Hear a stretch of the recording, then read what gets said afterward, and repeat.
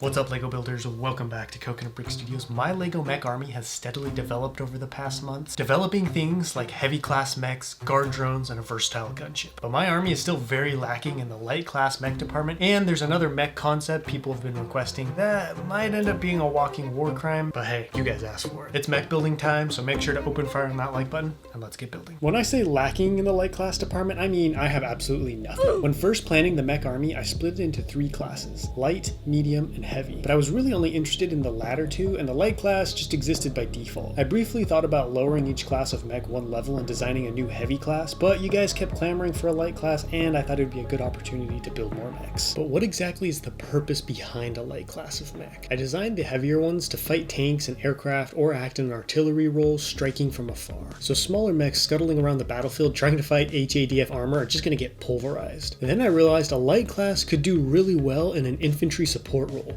mostly going up against enemy troops and lightly armored vehicles like the HADF Armadillo or police APCs. Once I hammered out the reason for having a light class, the ideas started flooding in. This first one is going to be a 4-legged spidery mech acting as a mobile mortar platform. I'll be using the same sand blue and gray color scheme because it's part of the protectorate faction, and I'm going to build the body in a way that looks similar to those on the medium class mechs, but modifying it for a different function. This one will have an open bed in the back for mounting a mortar or other weapons. I absolutely love using the same blueprint for each mech. It's made designing new ones so easy since instead of needing to start from scratch each time, I have something to go off of, but have still been able to modify the different builds enough to where the army looks diverse and interesting.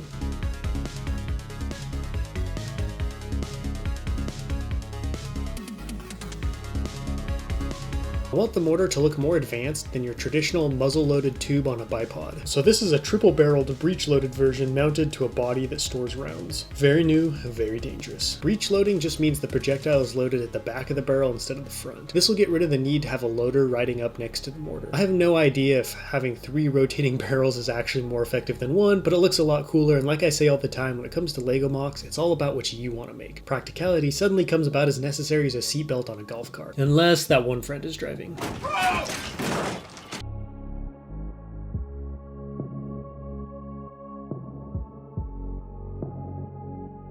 This is the LC-2 Scorpion, scuttling around behind the scenes unnoticed until they rain down a precision mortar strike on unsuspecting HADF squads. Its main function is to provide indirect light artillery support for frontline troops and operations. Commonly used in groups of 3, each mech carries 1 tri-barreled mortar which can fire 9 rounds before it needs to be reloaded via a hatch at the back of the mortar housing. 4 legs gives the Scorpion extra stability when firing and helps it quickly navigate large debris fields and obstacles. The biggest weakness is its lack of defense. Other than stabbing with its legs, the Scorpion is pretty ineffective up close, so each cluster is usually protected by a squad or 2 of sentinel drones.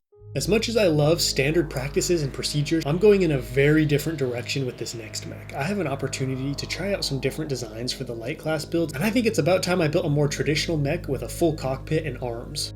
I've kept a pretty standard look throughout all my bipedal mechs up to this point. A body/head on 2 legs with weapons mounted on the sides or in the body and not a single arm among them. It's not that I dislike mechs with arms, I just feel like they give off more of a main character or gladiator type vibe and aren't as practical or effective to mass produce for a military. I say practical as we're discussing giant walking machines armed with guns and missiles, so take what I say with a boulder-sized grain of salt. But this time around I want to attempt something that acts more like an exosuit for sentinel robots, beefing them up significantly. And at this smaller size, a more humanoid mech makes sense, something that can greatly enhance your common grunts, making them more effective in combat like the amp suits used by humans in the Avatar movies. I think one of the biggest pluses to enlarging a common grunt is allowing them to carry a much bigger gun that can be easily wielded to knock out larger targets instead of waiting for artillery support or a bigger mech to show up. So this suit will rock 2 twin-barreled laser cannons, not nearly as powerful as the ones on the Reaper mech, but still able to do more damage than a handheld pulse rifle. I'm really bad at building hands, like really bad, so I just fused the guns directly to the arms and attached all the finished limbs to the body. My favorite part is definitely the cockpit. It has the most detail and can snugly fit a Sentinel minifig held in place by a foldable restraint.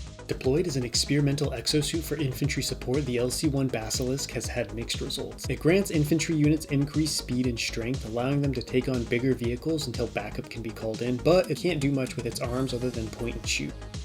Sentinel robots aren't known for their initiative or free-thinking abilities either, so putting them in large suits isn't very effective, as opposed to a human pilot who could apply more out-of-the-box thinking to increase the effectiveness of the mech, countering its drawbacks. Due to these issues, the Protectorate faction is already phasing these mechs out of the fight. Unfortunately, one or two have been salvaged by the HADF, so human-piloted Basilisks could be causing problems on the front lines very soon.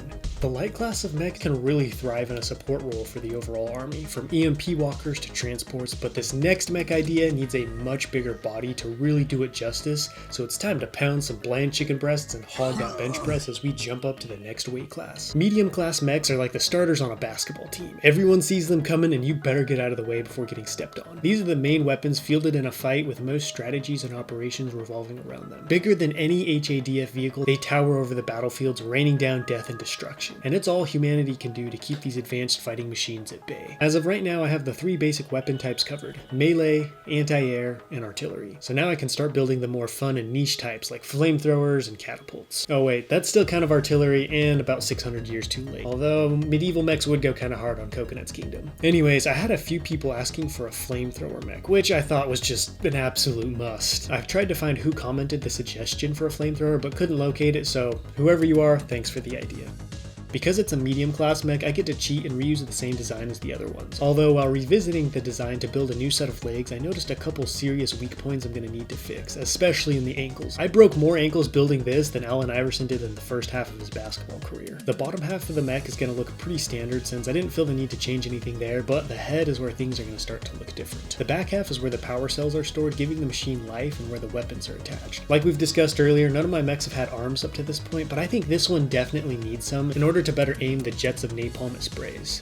Jets of napalm. Takes me back to my first days in Thailand after eating the food there. I'm sure you're all very familiar with this cockpit design by now. Sloped frontal armor surrounding a very snug opening for the pilot, and the biggest weak point of any medium class mech. Nothing like a missile to the face to drop you out of a fight. This head attaches to the back half via hinges so it can sit at a downward facing angle, giving the pilot a better view of the ground below, making it harder to sneak up on the mech. This walker can shoot terrible jets of liquid napalm up to 40 feet away. The napalm is stored in giant tanks on its back, just like the flamethrower units of World War II. To make those, I'm using 4 of these gray wheel-looking pieces that, when stacked together, create cool-looking canisters. Those will be connecting to the launchers via flex pipes that will allow the arms to still bend and move around freely. The arms themselves are going to be pretty small, just big enough to allow for a decent range of motion. At the end of each arm will sit the actual launchers that shoots out and lights the napalm mixture, turning it into a burning syrupy liquid. I just stacked a bunch of round bricks together until I got something that looked like a flamethrower, which are always round for some reason. If anyone knows why, let me know in the comments.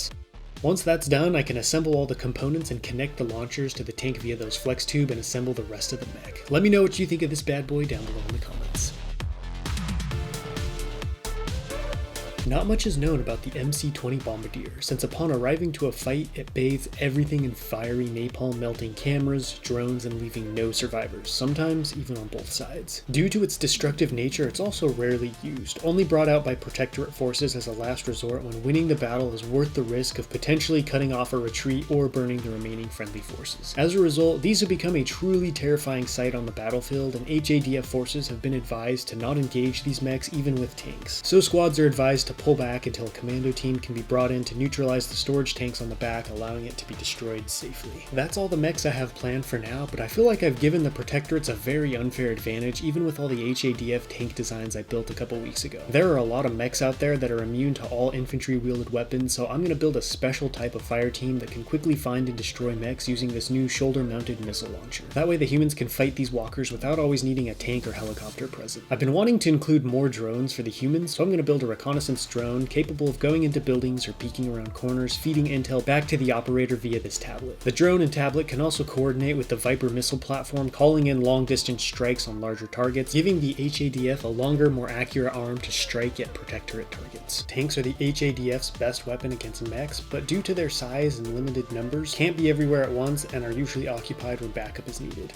The HADF quickly learned they needed smaller, stealthier strike teams that can penetrate hard-to-reach areas and provide immediate anti-mech capabilities. Each team is comprised of 3 troops: a drone operator who can provide reconnaissance and locate targets, the SMM carrier who's equipped with a launcher capable of taking out most mechs at a medium range, and a medium grunt who provides protection and carries reloads for the launcher. These AMC or anti-mech capable fire teams have been vital in pushing into mech-controlled territory and breaking the stalemate, allowing the HADF to finally gain some ground in the protectorate controlled side of Millennia Prime. Turns out size isn't everything, because both armies have just debuted smaller, more mobile units that can easily turn the tide of any fight in their direction, making this battle for Millennia Prime even more uncertain. Next week, I'm going to be building a mech factory of sorts and diving more into the origin of the Protectorate faction, but that's a wrap for this one. Don't forget to let me know which of these builds was your favorite in the comments, and until next time, happy building.